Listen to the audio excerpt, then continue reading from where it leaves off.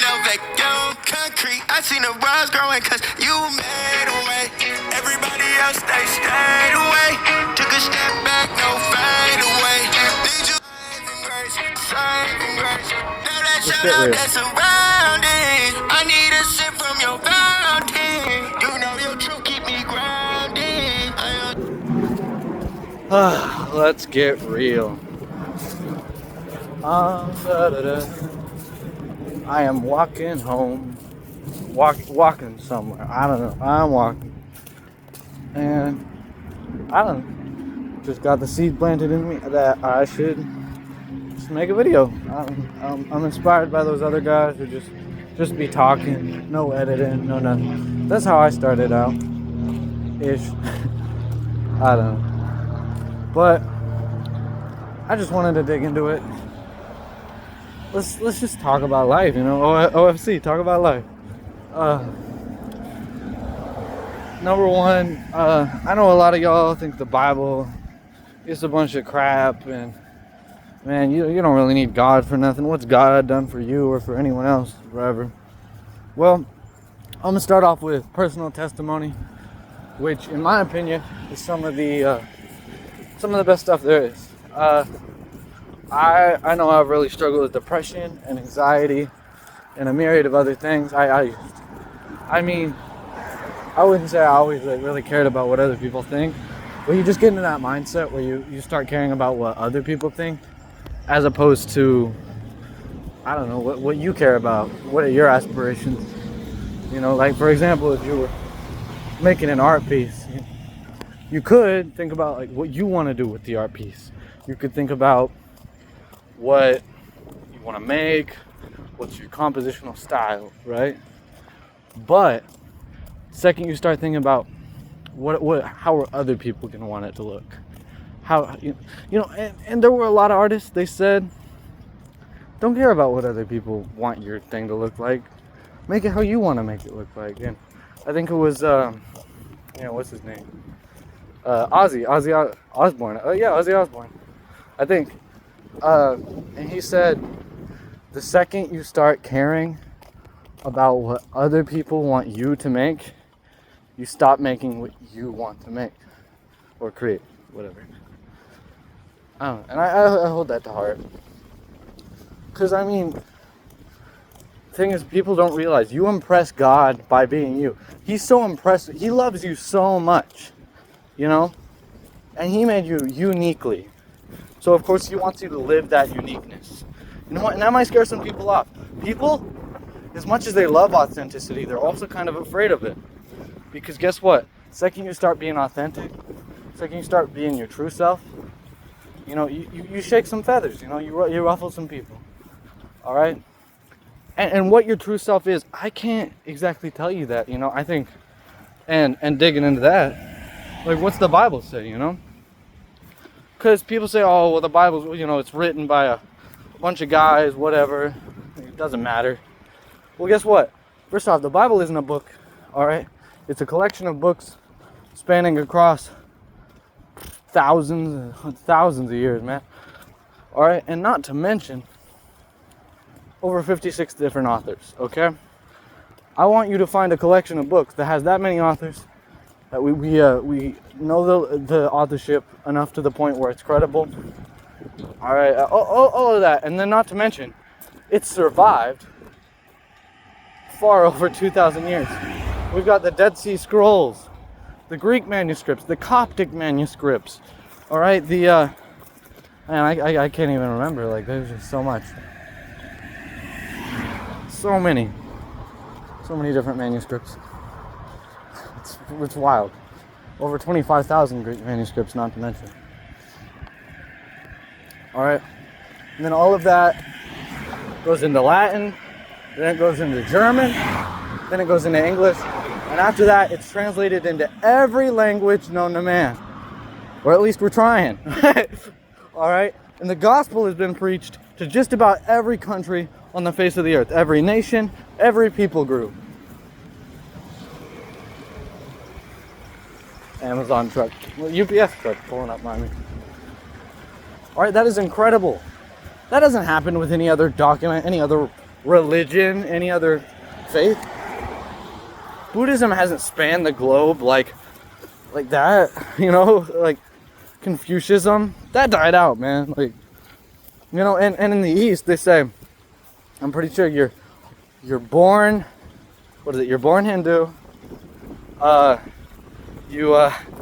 Geez, my brain here. You're married something. What is it? Whatever. And you die a Buddhist. And that's because if you look at their faiths, they answer different questions, and they don't answer them all. Like, what is the meaning of life? I mean, they kind of answer those, but it's a bit half-glassed, if you ask me. And not to mention, what is the meaning of life? What is the origin of life? What are all these things, you know? And it just doesn't answer them. It doesn't hit the nail on the coffin. And quite frankly, I'd like to hit the nail on the coffin when I'm hitting the coffin, you know what I mean? Maybe that's just me, though. Oh, that's a nice tree. That's a nice tree. Yeah, it's beautiful out, you know? Get outside. Enjoy some time outside. I get stuck in this where I just don't get outside enough, you know? I'm sitting there. And, you know, it's good to watch movies and stuff. It's nice to just have a day. You know, you don't need to be on a constant grind or whatever. Take a day for yourself. You know, in Europe, they have a ton of vacation days. Ton of vacation days. And burnout, it like really isn't a term there. It's only more of a recent term with the American work culture leaching into European work culture. You know, I say this from an American's perspective. I'm just a kid, but still. Hi, puppy. Hi, puppy. Puppy wants to greet me. Hi, puppy. Good pup. Good guard pup. Good dog. I love me some dogs.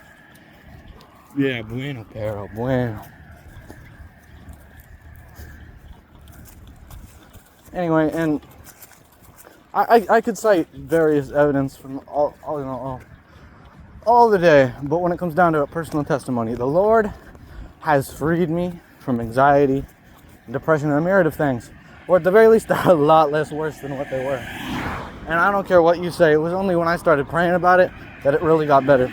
Because, you know, I worked on it for therapy in 2 years, man, and, you know, sure, it got a little better, for sure, it helped.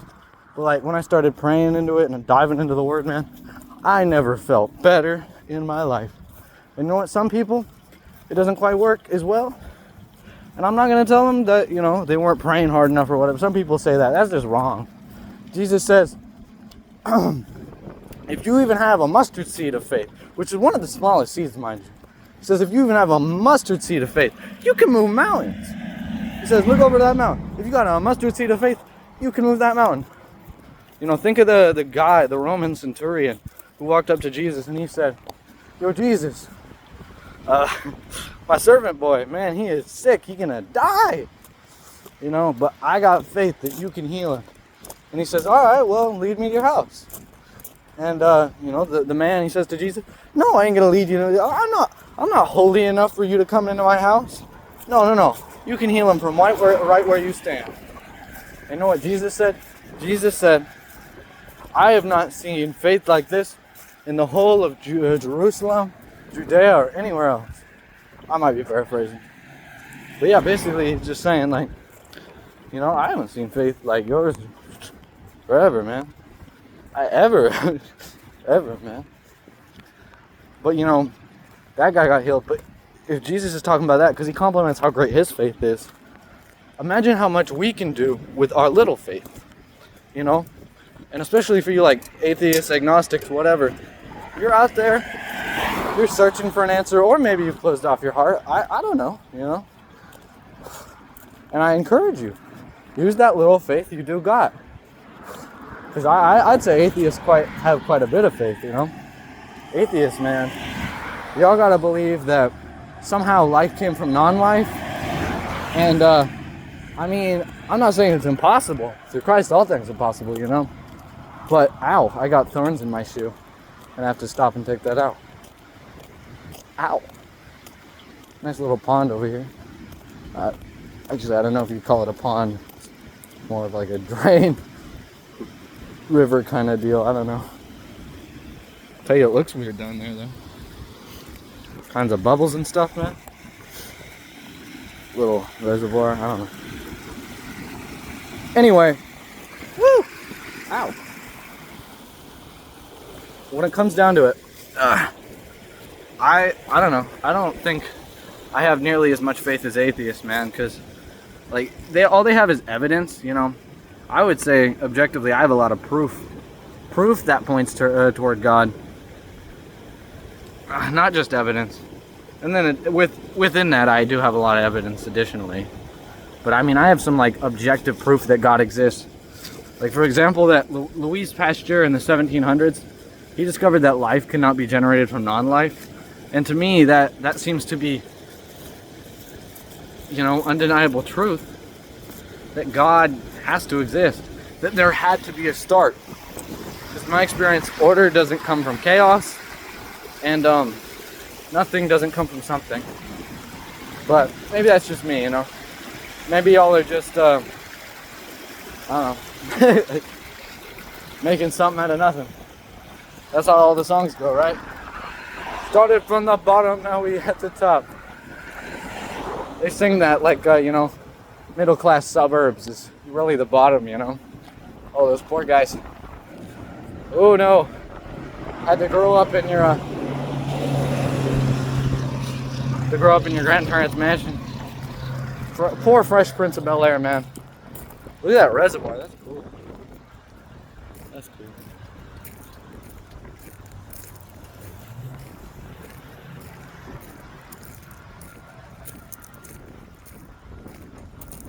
Enjoy this moment, y'all. You don't get a lot of moments like this. I think we undervalue moments in life. Just spend a moment, you know? Think. Just sit there and think. Use that noggin, man. Think about life. Ponder the intricacies of the universe. Whatever, you know? Whatever, you know? Enjoy a moment.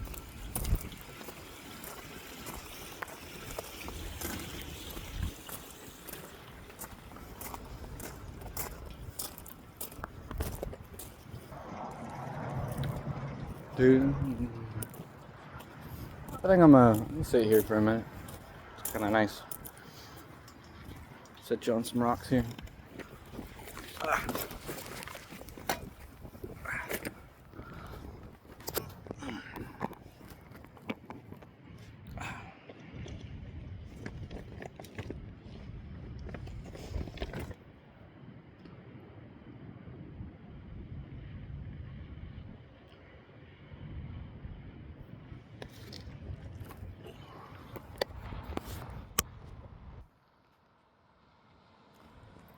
It's quite nice. You know, when I look around, sure, I see chaos, you know, I see some uncontrollable things and people mistreating each other, you know, kids starving, this and that, man. But at the same time, through all that chaos, I see so much order, so much design, so much beauty, man.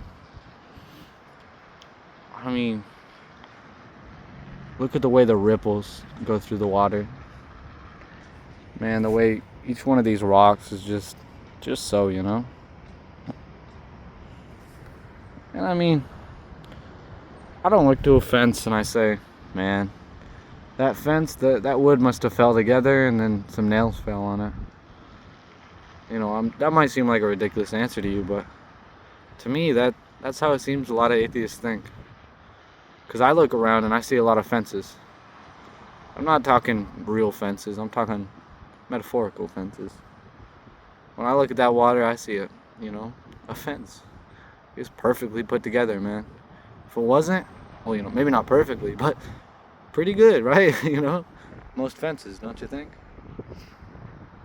I don't know, I think if it was a little off, it'd all be wrong, you know, that water blow up, right? Whatever. And that really is how it is, though. And like in evolution, if an animal gets even one thing wrong, like it blows up. And we don't see it because everything's so perfectly ordered. Like, there's this one bug, this one beetle. He can blow up, man, on command. That's a defense mechanism. How crazy is that? Also, does anyone think that tree over there is weird? Like, what is going on with that tree? What is going on with that tree? He's leaning. Why does everyone care about the leaning tower of Pisa, bro? That's a leaning tree. But the thing is, it looks like he got cut at the top, and then he didn't get cut all the way, so he just kept growing to the side. I mean, look, that is wild. That is wild. I don't know.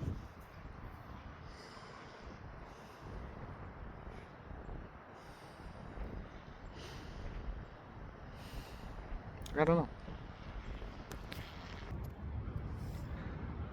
I'm just gonna preface, I don't know everything. Some people seem to get that impression, but I really don't. When I look out at this grand world, I see a lot. I've felt a lot. I've experienced a lot. And you know, whatever. You can make the argument, oh, you're only a Christian because you were put into church when you were younger, or this or that. But explain this. I have been agnostic since the day I was born. I felt like there was something higher. May have not understood it, may not have known it, but I just looked around from a very young age, and I just saw how big the world was, and that I was just a small little guy. I saw how vast the cosmos were. I said, how could that just be by chance, you know? I mean, I didn't like literally say that, but in the back of my head, right? Like in my feels, I said, damn, look at those clouds. We got a more beautiful sunset every day. I appreciate it every day so much more. And people want to tell me that there is no God. There's no nothing. After this is darkness. Darkness. There's nothing. My buddy told me he believes in what do you call it? The void? I don't know. The void, I think he called it. The void. Another buddy tells me she believes in all of it, or at least wants to. She wants to believe that every worldview can be right. She wants to believe that the Buddhist, he can be reincarnated. The Hindu, well, whatever gods he serves, that's what happens. She wants to believe the Christian, they go to heaven. The Catholic, they go to heaven. I don't know. Irish Catholic, yeah.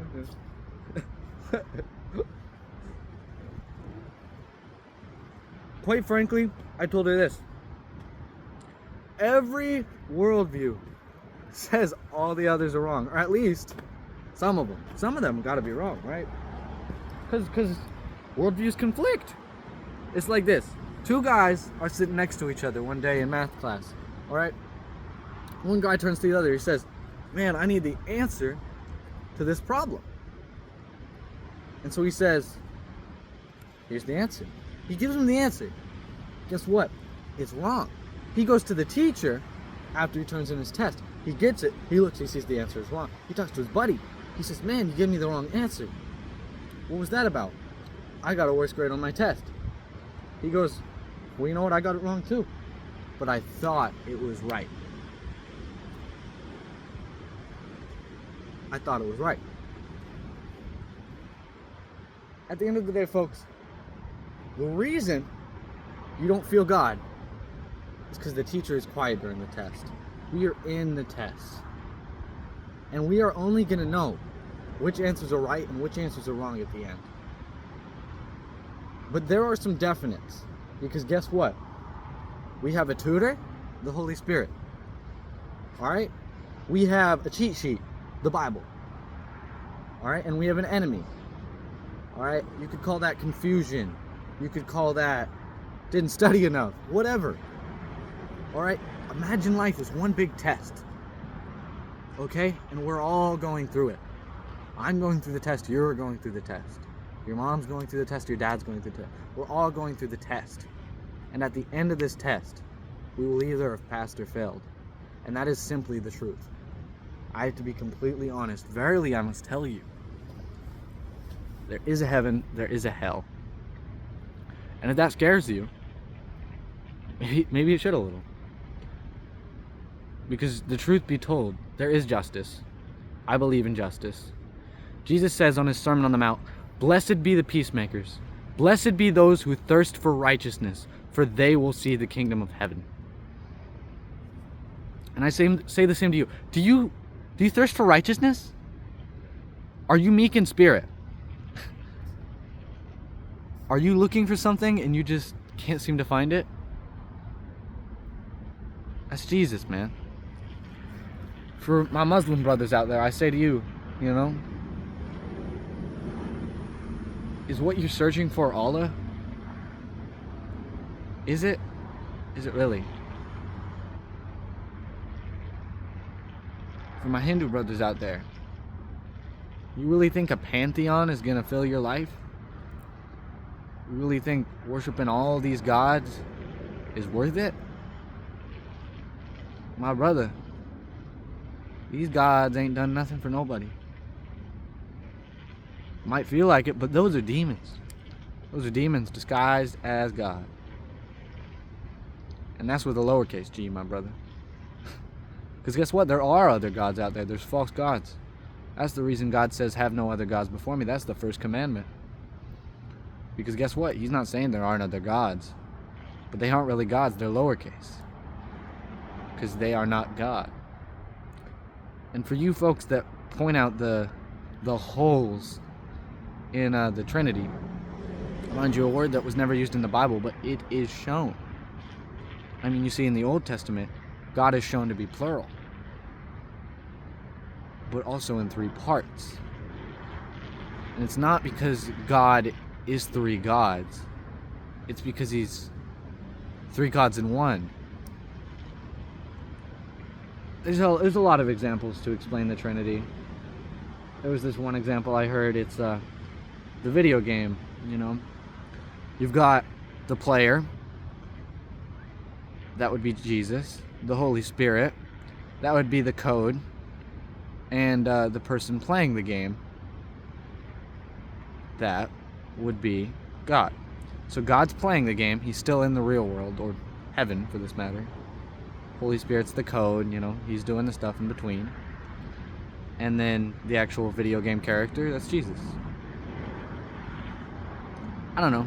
I told that to my Coptic buddy. He wasn't a big fan of it. I think that's because they might have different ideas about the Trinity, but whatever. Then you got another one. It's one I just came up with. This is pretty silly. I don't know if you've ever had those mouthwash mixes, but anyway, you got mouthwash, toothpaste, and what is it? Mouthwash, toothpaste, something else. But anyway, if you've ever had like a 3-in-1, even better, you've got the shampoo. You've got. I'm sorry, I'm laughing because I'm thinking of the shampoo, deodorant, toilet paper, the toothpaste, everything. That meme. I'm thinking of that. But what I really mean to say is shampoo, conditioner, and body wash. All together. In one bottle. But you understand that it's one substance. It's 3 different things.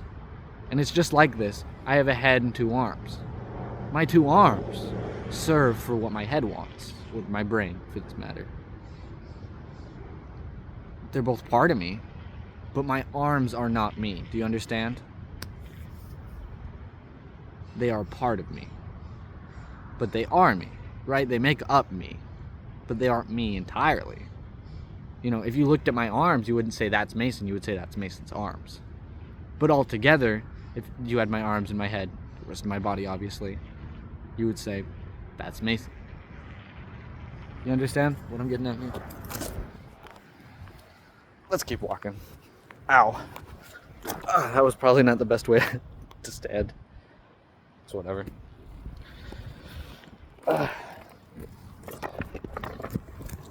Let's keep walking. When I was younger, I don't know, I had weird ideas about sex and romance and things. Not so much in like a really weird way, just like, I don't know, I thought it was kind of weird. Like mystical, I guess. I don't know. And I feel like everyone kind of has those ideas to some degree. Where it's like, romance. Oh, romance. Oh, Romeo, Romeo. Whatever. Truth be told, I don't know if we have soulmates or whatever. Maybe I'll feel a different way when I get married. If I get married. God's will, not mine. But, I don't know, I'm not a determinist. I think that God, think of it like God has a map, right?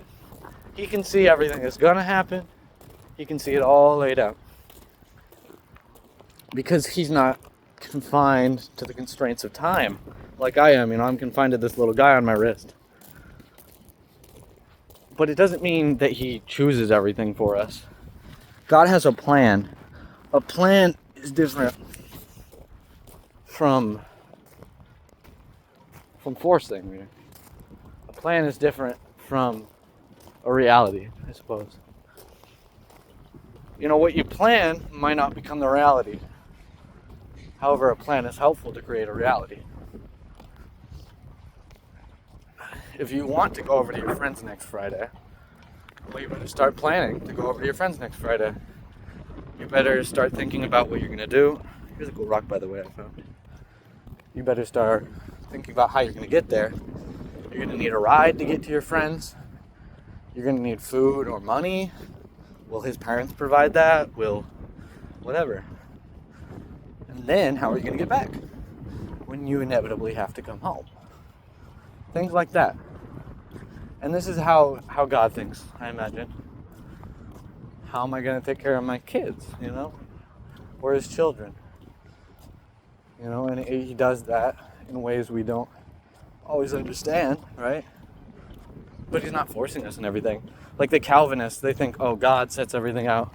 God determines who will be saved and who will not be saved. Well, they missed the message of the gospel. If God just did that, if he determined who could be saved and not saved, wouldn't be much point of Jesus dying, would there? He'd just go around picking, you're saved, you're saved.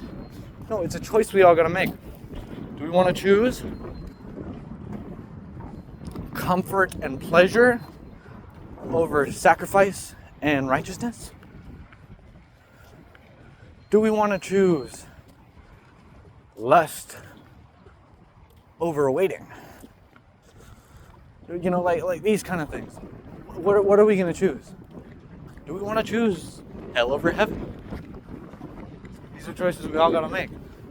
Because truth be told, if you read the Gospels, if you read some of the Old Testament, Job, Psalms, Proverbs, Genesis, Exodus, Jeremiah, the tiny major prophets, if you read it, it's pretty darn clear.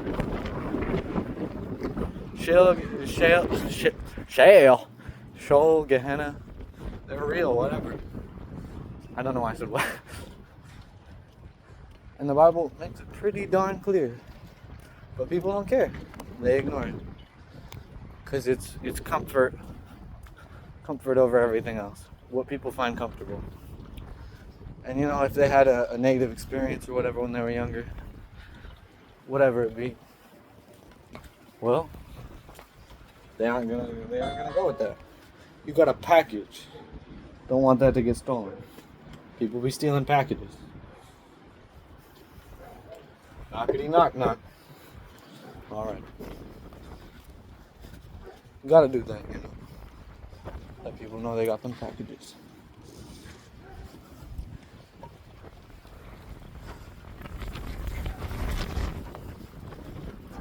I'm gonna put it plainly like this.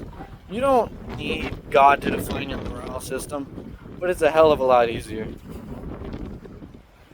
Because if we're gonna really come up with our own ethical frameworks, what a waste of time, man. The Sermon on the Mount, ethical genius. Alright, the 10 Commandments, ethical genius. And Jesus, man, they asked him, they said, yo, Jesus, what is the greatest commandment? Well, Jesus said, I'll tell you the truth. The greatest commandment is this. Love your God with all your soul, heart, mind, and strength. And he said, now wait. The second commandment is this. It's not a new commandment I give to you. It's an old one. Love your neighbors as you love yourself. And he says, the whole law and the whole prophets can be summed up in this. So guess what, guys? You don't need to go read the Old Testament. You don't need to go read all that. Because Jesus just said, it all got summed up in 2 commandments. That's not a lot. That's not a lot to remember. Love God with everything you got. And love your neighbor. Love everyone else as you love yourself. That's not that hard. That's not that hard.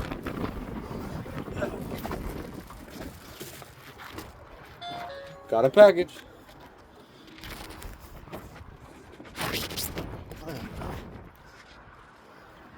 Got a package. Do do bop dee bop bop bop bop bop bop bop. You got a package. Don't let it get stolen.